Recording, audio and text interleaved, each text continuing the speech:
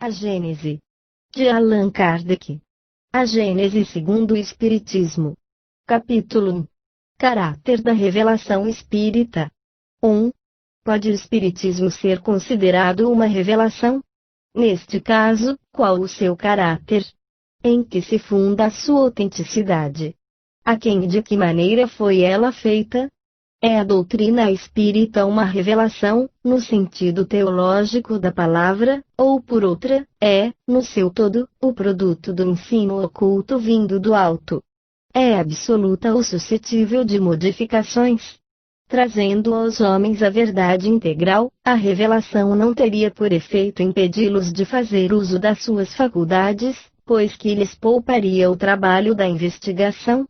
Qual a autoridade do ensino dos espíritos, se eles não são infalíveis e superiores à humanidade? Qual a utilidade da moral que pregam, se essa moral não é diversa da do Cristo, já conhecida? Quais as verdades novas que eles nos trazem? Precisará o homem de uma revelação? E não poderá achar em si mesmo e em sua consciência tudo, quanto é mister para se conduzir na vida. Tais as questões sobre que importa nos fixemos. 2. Definamos primeiro o sentido da palavra revelação. Revelar, do latim revelare, cuja raiz, velum, véu, significa literalmente sair de sob o véu, e, figuradamente, descobrir, dar a conhecer uma coisa secreta ou desconhecida. Em sua acepção vulgar mais genérica, essa palavra se emprega a respeito de qualquer coisa ignota que é divulgada, de qualquer ideia nova que nos ponha ao corrente do que não sabíamos.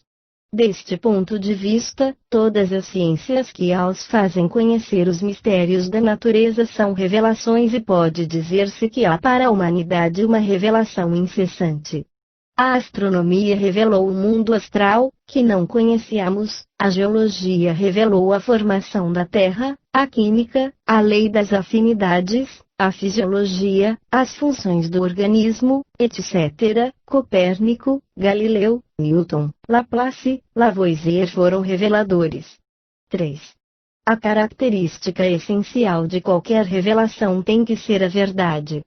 Revelar um segredo é tornar conhecido um fato, se é falso, já não é um fato e, por consequência, não existe revelação.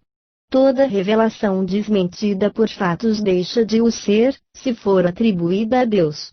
Não podendo Deus mentir, nem se enganar, ela não pode emanar dele, deve ser considerada produto de uma concepção humana. 4. Qual o papel do professor diante dos seus discípulos, senão o de um revelador? O professor lhes ensina o que eles não sabem, o que não teriam tempo, nem possibilidade de descobrir por si mesmos, porque a ciência é obra coletiva dos séculos e de uma multidão de homens que trazem, cada qual, o seu contingente de observações aproveitáveis àqueles que vêm depois. O ensino é, portanto, na realidade, a revelação de certas verdades científicas ou morais, físicas ou metafísicas, feitas por homens que as conhecem a outros que as ignoram e que, se assim não fora, as teriam ignorado sempre. 5. Mas, o professor não ensina senão o que aprendeu, é um revelador de segunda ordem, o homem de gênio ensina o que descobriu por si mesmo, é o revelador primitivo, traz a luz que pouco a pouco se vulgariza. Que seria da humanidade sem a revelação dos homens de gênio, que aparecem de tempos a tempos? Mas, quem são esses homens de gênio? E, por que são homens de gênio? De onde vieram? Que é feito deles?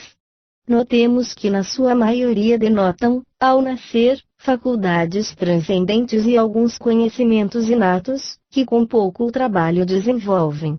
Pertencem realmente à humanidade, pois nascem, vivem e morrem como nós. Onde, porém, adquiriram esses conhecimentos que não puderam aprender durante a vida? Dir-se-á, com os materialistas, que o acaso lhes deu a matéria cerebral em maior quantidade e de melhor qualidade. Neste caso, não teriam mais mérito que um legume maior e mais saboroso do que outro. Dir-se-á, como certos espiritualistas, que Deus lhes deu uma alma mais favorecida que a do comum dos homens. Suposição igualmente lógica, pois que taxaria Deus de parcial. A única solução racional do problema está na persistência da alma e na pluralidade das vidas.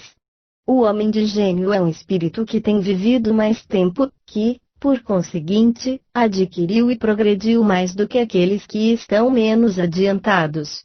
Encarnando, traz o que sabe, como sabe muito mais do que os outros e não precisa aprender, é chamado homem de gênio. Mas seu saber é fruto de um trabalho anterior e não resultado de um privilégio. Antes de renascer, era ele, pois, espírito adiantado, reencarna para fazer que os outros aproveitem do que já sabe, ou para adquirir mais do que possui. Os homens progridem incontestavelmente por si mesmos e pelos esforços da sua inteligência, mas, entregues às próprias forças, só muito lentamente progrediriam, se não fossem auxiliados por outros mais adiantados, como o estudante é pelos professores. Todos os povos tiveram homens de gênio, surgidos em diversas épocas, para dar-lhes impulso e tirá-los da inércia. 6. Desde que se admite a solicitude de Deus para com as suas criaturas, porque não se há de admitir que espíritos capazes, por sua energia e superioridade de conhecimento, de fazerem que a humanidade avance, encarnem pela vontade de Deus, com o fim de ativarem o progresso em determinado sentido? Por que não admitir que eles recebam missões, como um embaixador as recebe do seu soberano? Tal o papel dos grandes gênios. Que vêm eles fazer, se não ensinar aos homens verdades que estes ignoram e ainda ignorariam durante largos períodos, a fim de lhes dar um ponto de apoio mediante o qual possam elevar-se mais rapidamente? Esses gênios, que aparecem através dos séculos como estrelas brilhantes, deixando longo traço luminoso sobre a humanidade, são missionários ou, se o quiserem, messias. O que de novo ensinam aos homens, quer na ordem física, quer na ordem filosófica, são revelações. Se Deus suscita reveladores para as verdades científicas, pode, com mais forte razão, suscitá-los para as verdades morais, que constituem elementos essenciais do progresso. Tais são os filósofos cujas ideias atravessam os séculos. 7. No sentido especial da fé religiosa, a revelação se diz mais particularmente das coisas espirituais que o homem não pode descobrir por meio da inteligência, nem com o auxílio dos sentidos e cujo conhecimento lhe dão Deus ou seus mensageiros, quer por meio da palavra direta, quer pela inspiração. Neste caso, a revelação é sempre feita a homens predispostos, designados sob o nome de profetas ou messias, isto é, enviados ou missionários, incumbidos de transmiti-la aos homens. Considerada debaixo deste ponto de vista, a revelação implica a passividade absoluta e é aceita sem verificação, sem exame, nem discussão. 8. Todas as religiões tiveram seus reveladores e estes, embora longe estivessem de conhecer toda a verdade, tinham uma razão de ser providencial, porque eram apropriados ao tempo e ao meio em que viviam, ao caráter particular dos povos a quem falavam e aos quais eram relativamente superiores. Apesar dos erros das suas doutrinas, não deixaram de agitar os espíritos e, por isso mesmo, de semear os germes do progresso, que mais tarde haviam de desenvolver-se, ou se desenvolverão à luz brilhante do cristianismo. É, pois, injusto se lhes lance anátema em nome da ortodoxia, porque dia virá em que todas essas crenças tão diversas na forma, mas que repousam realmente sobre um mesmo princípio fundamental, Deus e a imortalidade da alma, se fundirão numa grande e vasta unidade, logo que a razão triunfe dos preconceitos. Infelizmente, as religiões hão sido sempre instrumentos de dominação, o papel de profeta ha atentado às ambições secundárias e tem-se visto surgir uma multidão de pretensos reveladores ou messias, que, valendo-se do prestígio deste nome, exploram a credulidade em proveito do seu orgulho, da sua ganância, ou da sua indolência, achando mais cômodo viver à custa dos iludidos. A religião cristã não pôde evitar esses parasitas. A tal propósito, chamamos particularmente atenção para o capítulo 21 de O Evangelho segundo o Espiritismo: haverá falsos cristos e falsos profetas. 9. Haverá revelações diretas de Deus aos homens. É uma questão que não ousaríamos resolver, nem afirmativamente, nem negativamente, de maneira absoluta. O fato não é radicalmente impossível, porém, nada nos dá dele prova certa. O que não padece dúvida é que os espíritos mais próximos de Deus pela perfeição se imbuem do seu pensamento e podem transmiti-lo. Quanto aos reveladores encarnados, segundo a ordem hierárquica a que pertencem e o grau a que chegaram de saber, esses podem tirar dos seus próprios conhecimentos as instruções que ministram, ou recebê-las de espíritos mais elevados, mesmo dos mensageiros diretos de Deus, os quais, falando em nome de Deus, têm sido às vezes tomados pelo próprio Deus. As comunicações deste gênero nada têm de estranho para quem conhece os fenômenos espíritas e a maneira pela qual se estabelecem as relações entre os encarnados e os desencarnados. As instruções podem ser transmitidas por diversos meios: pela simples inspiração, pela audição da palavra, pela visibilidade dos espíritos instrutores, nas visões e aparições, quer em sonho, quer em estado de vigília, do que há muitos exemplos na Bíblia, no Evangelho e nos livros sagrados de todos os povos. É, pois, rigorosamente exato dizer-se que quase todos os reveladores são médiuns inspirados, audientes ou videntes. Daí, entretanto, não se deve concluir que todos os médiuns sejam reveladores, nem, ainda menos, intermediários diretos da divindade ou dos seus mensageiros. 10. Só os espíritos puros recebem a palavra de Deus com a missão de transmiti-la, mas, sabe-se hoje que nem todos os espíritos são perfeitos e que existem muitos que se apresentem sob falsas aparências, o que levou São João a dizer: não acrediteis em todos os espíritos, vede antes se os espíritos são de Deus. Epístola 1, 4. Pode, pois, haver revelações sérias e verdadeiras como as apócrifas e mentirosas. O caráter essencial da revelação divina é o da eterna verdade. Toda revelação eivada de erros ou sujeita a modificação não pode emanar de Deus.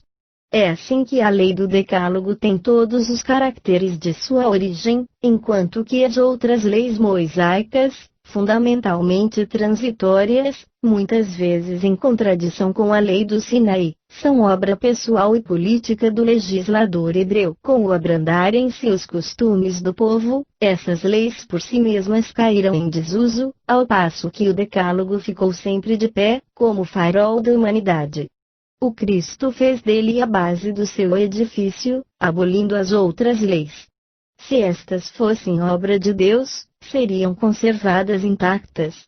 O Cristo e Moisés foram os dois grandes reveladores que mudaram a face ao mundo e nisso está a prova da sua missão divina.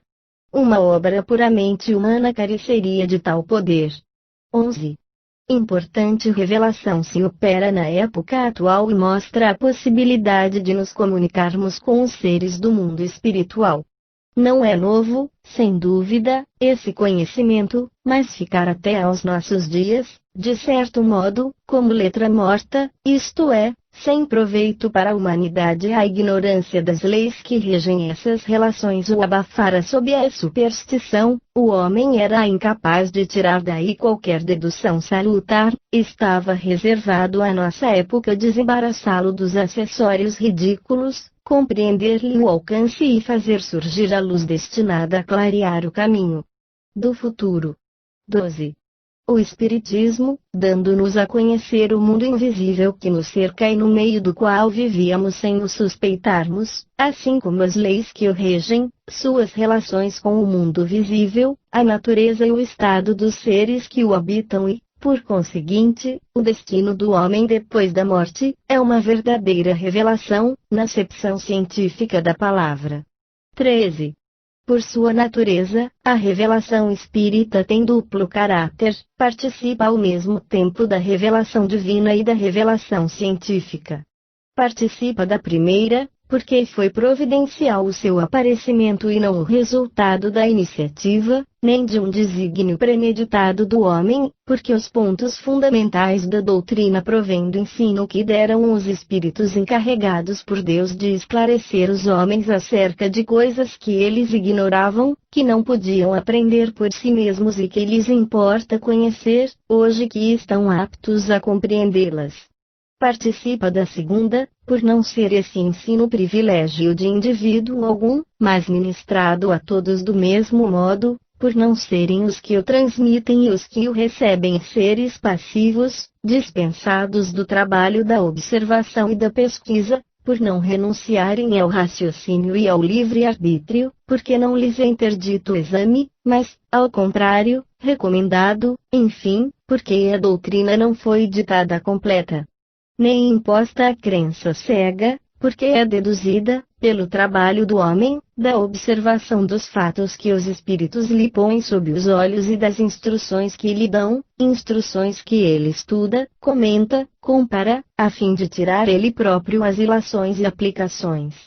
Numa palavra, o que caracteriza a revelação espírita é o ser divino à sua origem e da iniciativa dos espíritos, sendo a sua elaboração fruto do trabalho do homem. 14.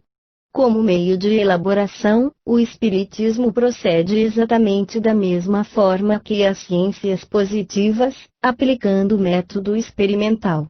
Fatos novos se apresentam, que não podem ser explicados pelas leis conhecidas, ele os observa, compara, analisa e, remontando dos efeitos às causas, chega à lei que os rege, depois, deduz-lhes as consequências e busca as aplicações úteis. Não estabeleceu nenhuma teoria preconcebida, assim, não apresentou como hipóteses a existência e a intervenção dos espíritos, nem o perispírito, nem a reencarnação, nem qualquer dos princípios da doutrina, concluiu pela existência dos espíritos, quando essa existência ressaltou evidente da observação dos fatos, procedendo de igual maneira quanto aos outros princípios. Não foram os fatos que vieram a posteriori confirmar a teoria é que veio subsequentemente explicar e resumir os fatos. É, pois, rigorosamente exato dizer-se que o espiritismo é uma ciência de observação e não produto da imaginação. As ciências só fizeram progressos importantes depois que seus estudos se basearam sobre o método experimental. Até então, acreditou-se que esse método também só era aplicável à matéria, ao passo que o é também às coisas metafísicas. 15. Citemos um exemplo. Passa-se no mundo dos espíritos um fato muito singular, de que seguramente ninguém houvera suspeitado, o de haver espíritos que se não consideram mortos. Pois bem, os espíritos superiores, que conhecem perfeitamente esse fato, não vieram dizer antecipadamente, a espíritos que julgam viver ainda a vida terrestre, que conservam seus gostos, costumes e instintos. Provocaram a manifestação de espíritos desta categoria para que os observássemos.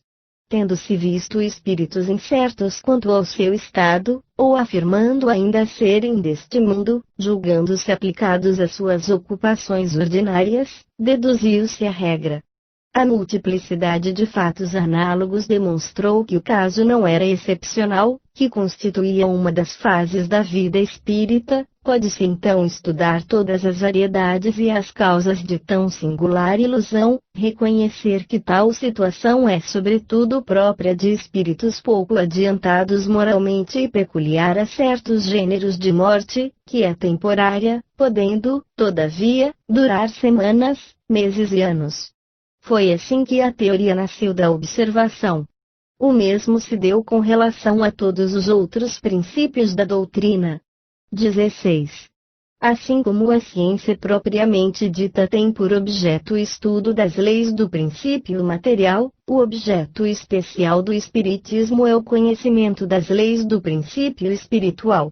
Ora, como este último princípio é uma das forças da natureza, a reagir incessantemente sobre o princípio material e reciprocamente, segue-se que o conhecimento de um não pode estar completo sem o conhecimento do outro. O Espiritismo e a ciência se completam reciprocamente. A ciência, sem o Espiritismo, se acha na impossibilidade de explicar certos fenômenos só pelas leis da matéria. Ao Espiritismo, sem a ciência, faltariam apoio e comprovação. O estudo das leis da matéria tinha que preceder o da espiritualidade, porque a matéria é que primeiro fere os sentidos. Se o Espiritismo tivesse vindo antes das descobertas científicas, teria abortado, como tudo, quanto surge antes do tempo. 17. Todas as ciências se encadeiam e sucedem numa ordem racional, nascem umas das outras, à proporção que acham ponto de apoio nas ideias e conhecimentos anteriores. A astronomia, uma das primeiras cultivadas, conservou os erros da infância, até ao momento em que a física veio revelar a lei das forças dos agentes naturais. A química, nada podendo sem a física, teve de acompanhá-la de perto, para depois marcharem ambas de acordo, amparando-se uma outra. A anatomia, a fisiologia, a zoologia, a botânica, a mineralogia, só se tornaram ciências sérias com o auxílio das luzes que lhes trouxeram a física e a química. A geologia nascida ontem, sem a astronomia, a física, a química e todas as outras, teriam faltado elementos de vitalidade, ela só podia vir depois daquelas. 18. A ciência moderna abandonou os 4 elementos primitivos dos antigos e, de observação em observação, chegou à concepção de um só elemento gerador de todas as transformações da matéria, mas, a matéria, por si só, é inerte, carecendo de vida, de pensamento, de sentimento, precisa estar unida ao princípio espiritual.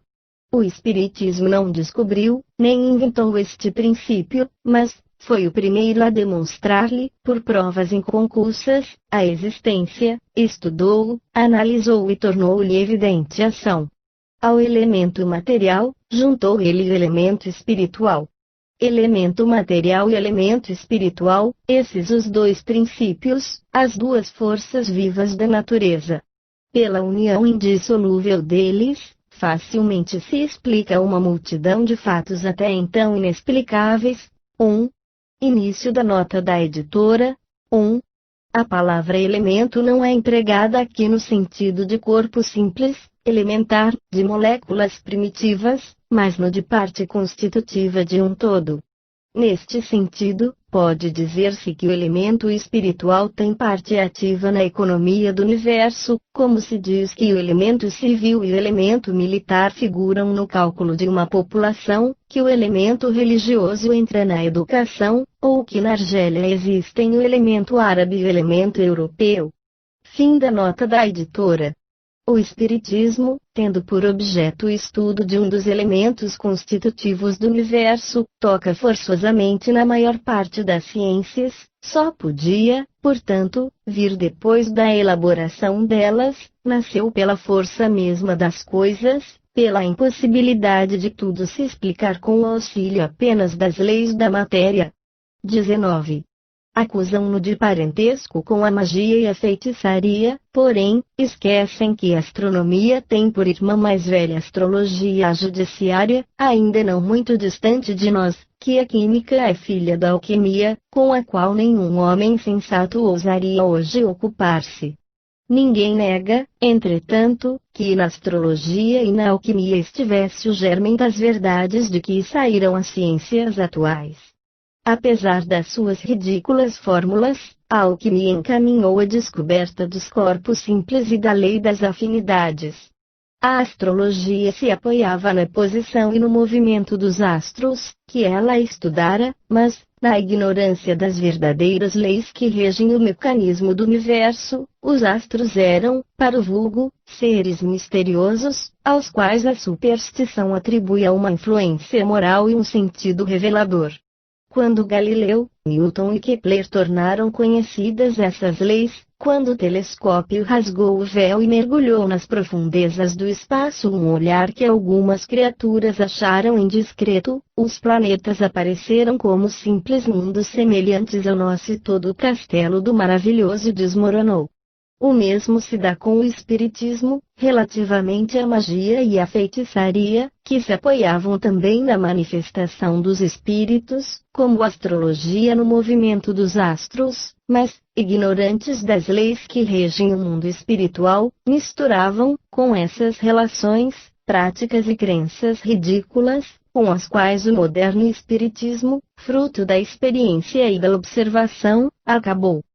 Certamente, a distância que separa o espiritismo da magia e da feitiçaria é maior do que a que existe entre a astronomia e a astrologia, a química e a alquimia. Confundi-las é provar que de nenhuma se sabe patavina. 20.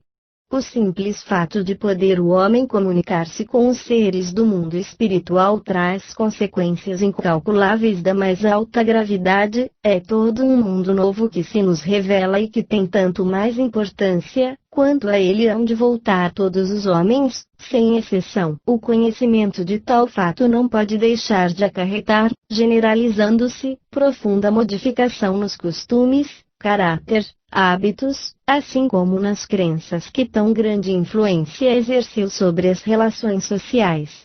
É uma revolução completa a operar-se nas ideias, revolução tanto maior, tanto mais poderosa, quanto não se circunscreve a um povo, nem a uma casta, visto que atinge simultaneamente, pelo coração, todas as classes, todas as nacionalidades, todos os cultos. Razão há, pois, para que o Espiritismo seja considerado a terceira das grandes revelações. Vejamos em que essas revelações diferem e qual o laço que as liga entre si.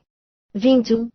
Moisés, como profeta, revelou aos homens a existência de um Deus único, soberano Senhor e orientador de todas as coisas, promulgou a lei do Sinaí e lançou as bases da verdadeira fé. Como homem, foi o legislador do povo pelo qual essa primitiva fé, purificando-se, havia de espalhar-se por sobre a terra. 22. O Cristo, tomando da antiga lei o que é eterno e divino e rejeitando o que era transitório, puramente disciplinar e de concepção humana, acrescentou a revelação da vida futura, de que Moisés não falara, assim como a das penas e recompensas que aguardam o homem, depois da morte, vede, Revue Spiriti, 1861, páginas 90 e 280. 23. A parte mais importante da revelação do Cristo, no sentido de fonte primária, de pedra angular de toda a sua doutrina é o ponto de vista inteiramente novo sob que considera ele a divindade.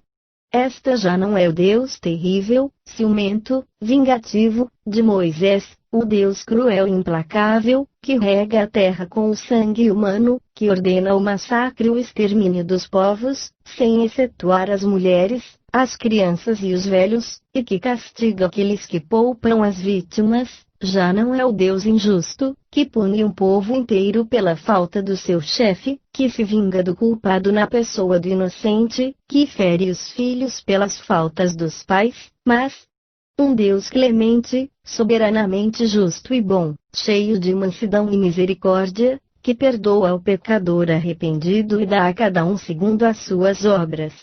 Já não é o Deus de um único povo privilegiado, o Deus dos exércitos, presidindo aos combates para sustentar a sua própria causa contra o Deus dos outros povos, mas o Pai comum do gênero humano, que estende a sua proteção por sobre todos os seus filhos e os chama todos a si, já não é o Deus que recompensa e pune só pelos bens da terra, que faz consistir a glória e a felicidade na escravidão dos povos rivais e na multiplicidade da progenitura.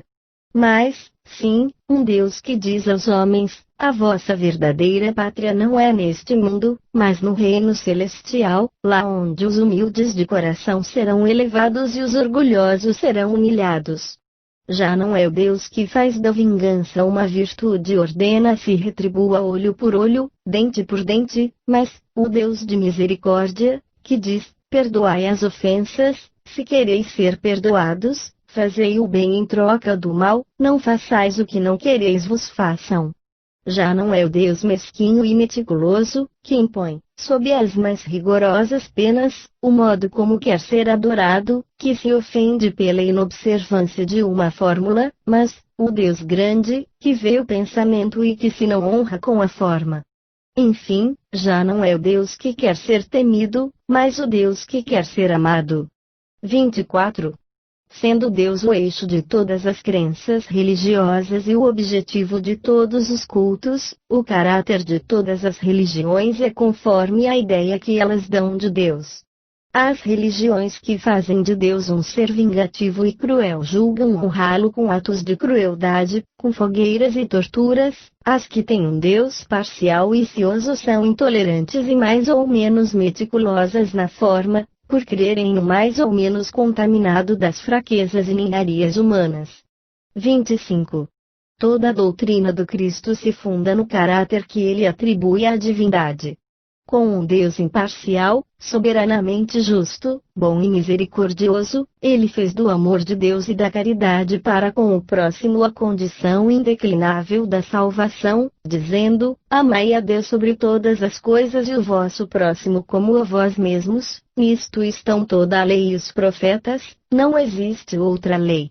Sobre esta crença, assentou o princípio da igualdade dos homens perante Deus e da fraternidade universal. Mas, fora possível amar o Deus de Moisés? Não, só se podia temê-lo. A revelação dos verdadeiros atributos da divindade, de par com a da imortalidade da alma e da vida futura, modificava profundamente as relações mútuas dos homens, impunha-lhes novas obrigações, fazia-os encarar a vida presente sob outro aspecto e tinha, por isso mesmo, de reagir contra os costumes e as relações sociais. É esse incontestavelmente, por suas consequências, o ponto capital da revelação do Cristo, cuja importância não foi compreendida suficientemente, contrista dizê-lo, é também o ponto de que mais a humanidade se tem afastado, que mais há desconhecido na interpretação dos seus ensinos. 26. Entretanto, o Cristo acrescenta: muitas das coisas que vos digo ainda não as compreendeis e muitas outras teria a dizer, que não compreenderíeis, por isso é que vos falo por parábolas. Mais tarde, porém, enviar-vos-ei o Consolador, o Espírito de verdade, que restabelecerá todas as coisas e vô-las explicará todas. São João, 14,16, São Mateus 17.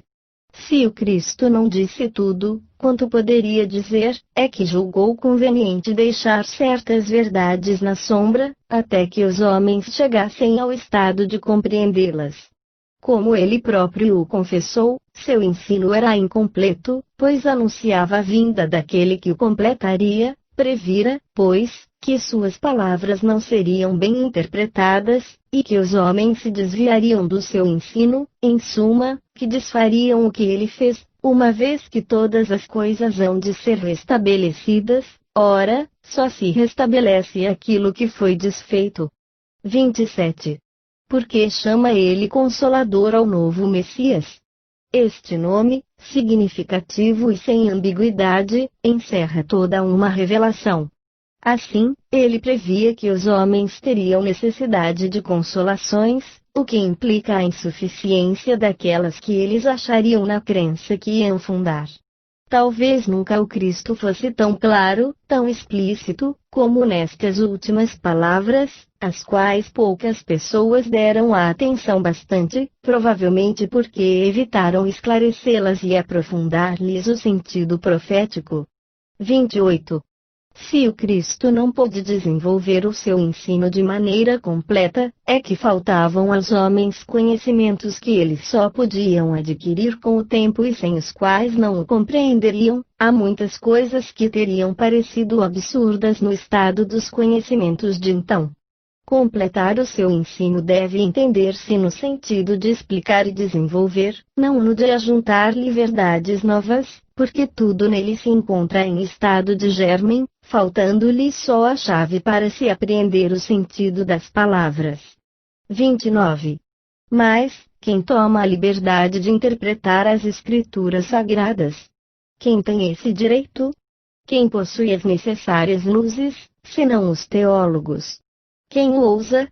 Primeiro, a ciência, que a ninguém pede permissão para dar a conhecer as leis da natureza e que salta sobre os erros e os preconceitos. Quem tem esse direito?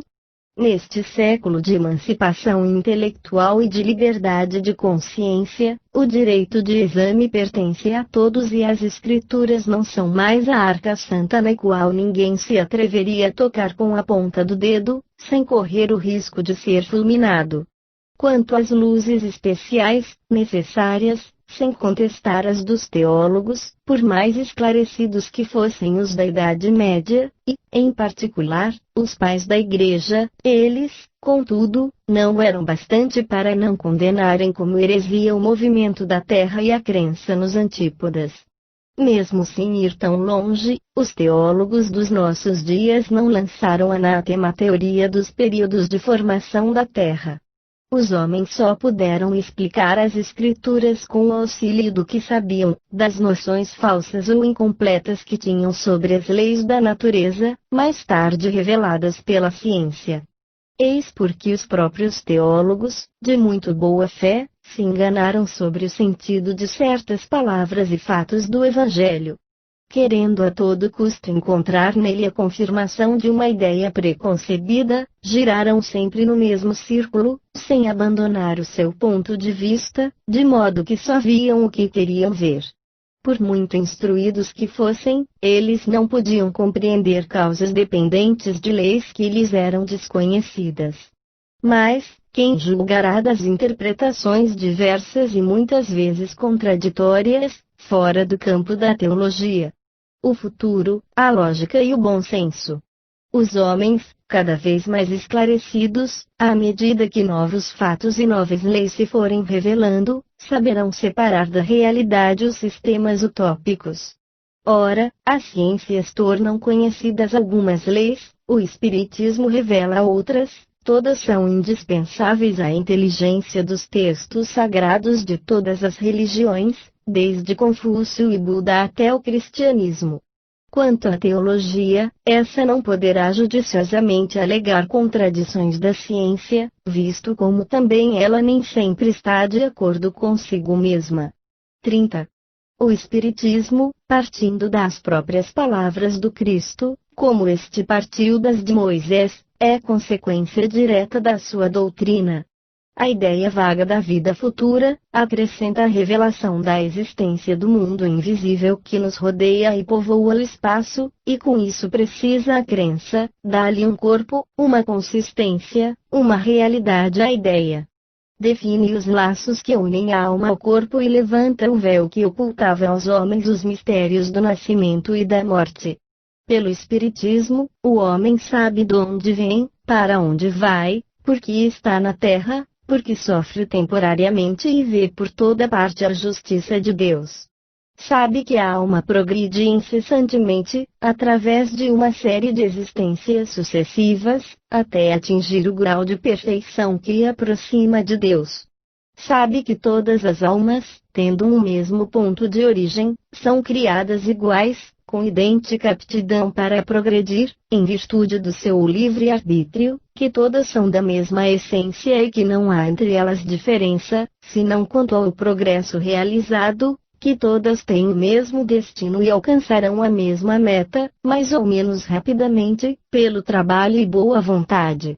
Sabe que não há criaturas deserdadas, nem mais favorecidas umas do que outras, que Deus a nenhuma criou privilegiada e dispensada do trabalho imposto às outras para progredirem, que não há seres perpetuamente votados ao mal e ao sofrimento, que os que se designam pelo nome de demônios são espíritos ainda atrasados e imperfeitos, que praticam o mal no espaço, como o praticavam na terra, mas que se adiantarão e aperfeiçoarão, que os anjos ou espíritos.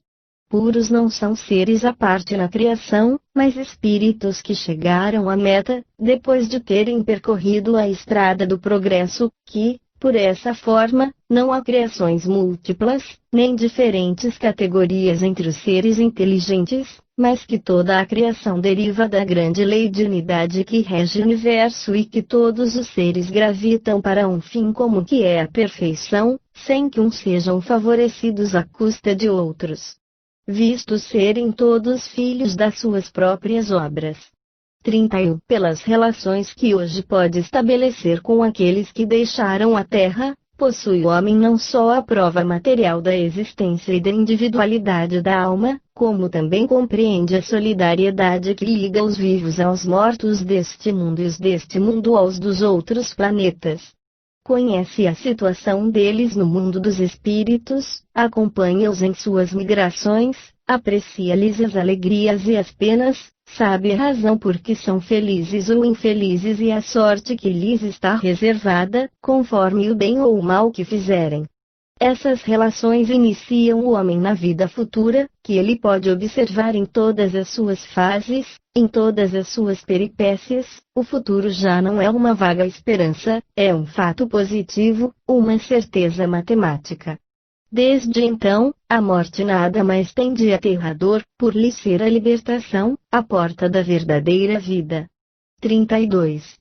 Pelo estudo da situação dos espíritos, o homem sabe que a felicidade e a desdita, na vida espiritual, são inerentes ao grau de perfeição e de imperfeição, que cada qual sofre as consequências diretas e naturais de suas faltas, ou, por outra, que é punido no que pecou, que essas consequências duram tanto quanto a causa que as produziu, que, por conseguinte, o culpado sofreria eternamente, se persistisse no mal, mas que o sofrimento cessa com o arrependimento.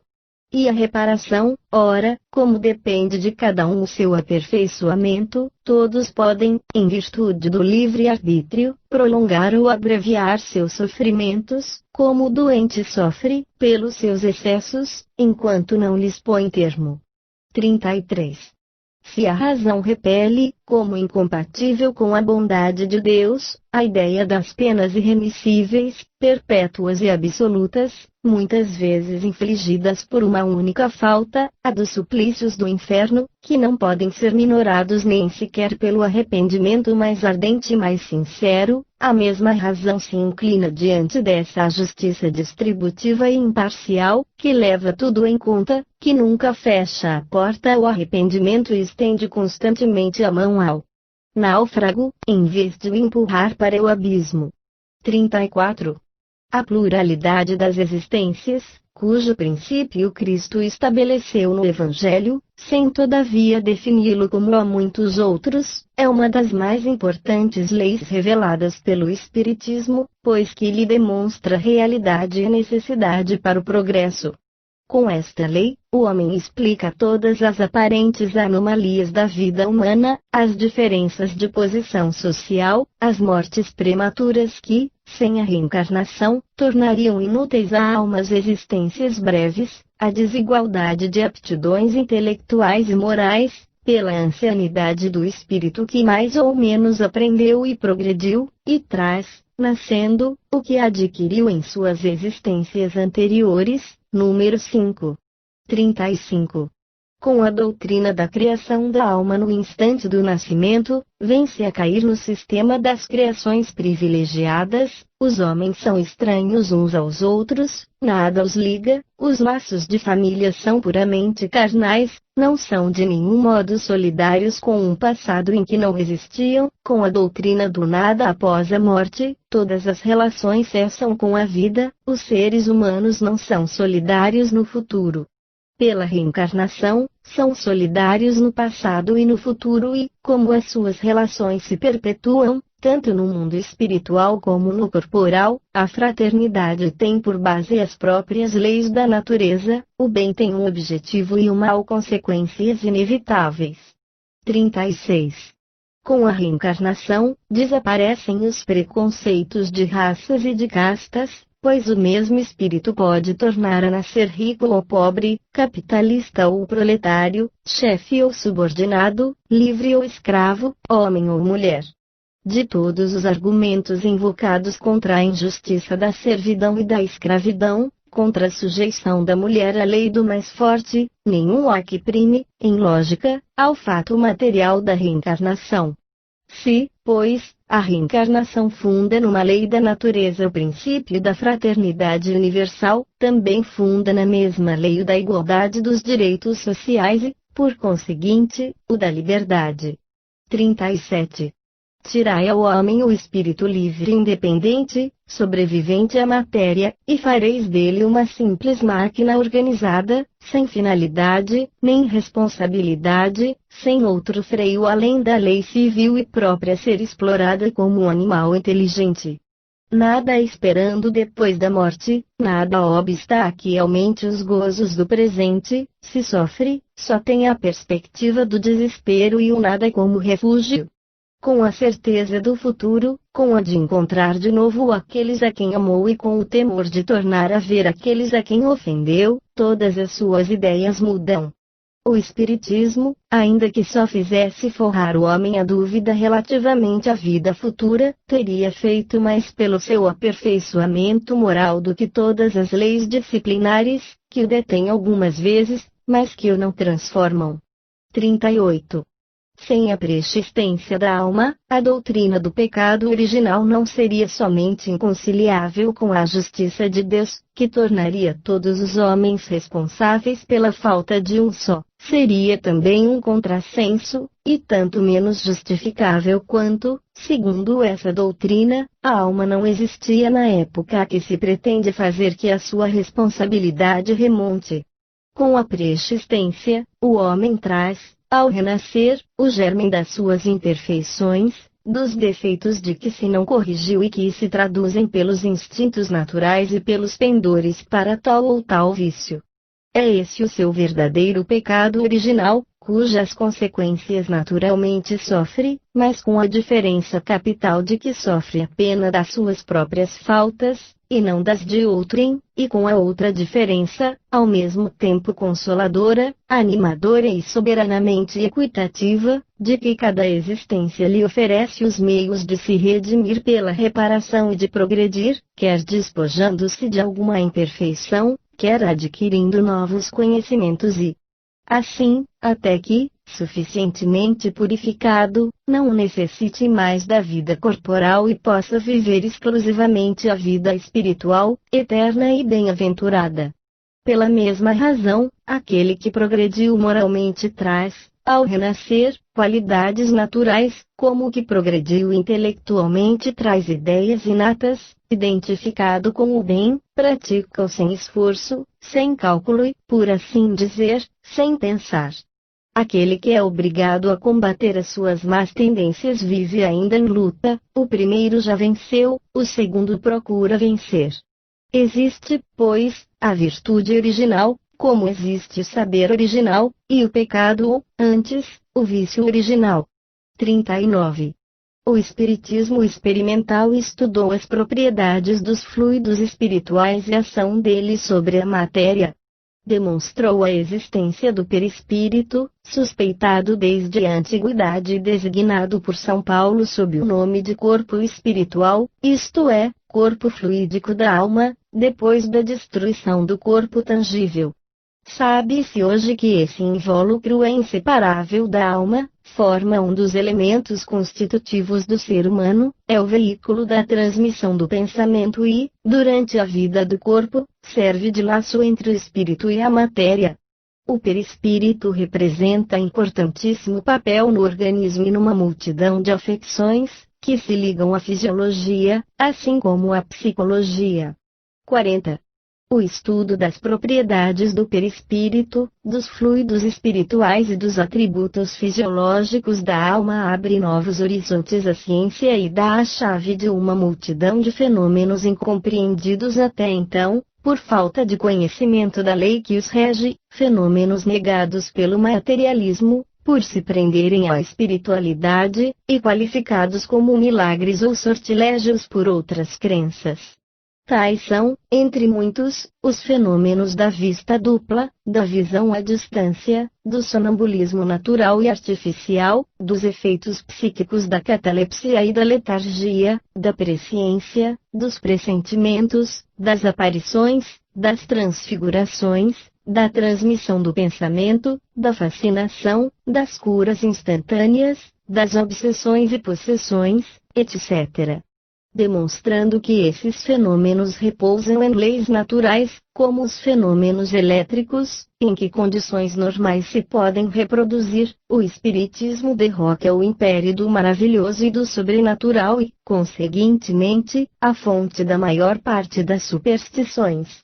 Se faz-se creia na possibilidade de certas coisas consideradas por alguns como quiméricas, também impede que se creia em muitas outras, das quais ele demonstra a impossibilidade e irracionalidade.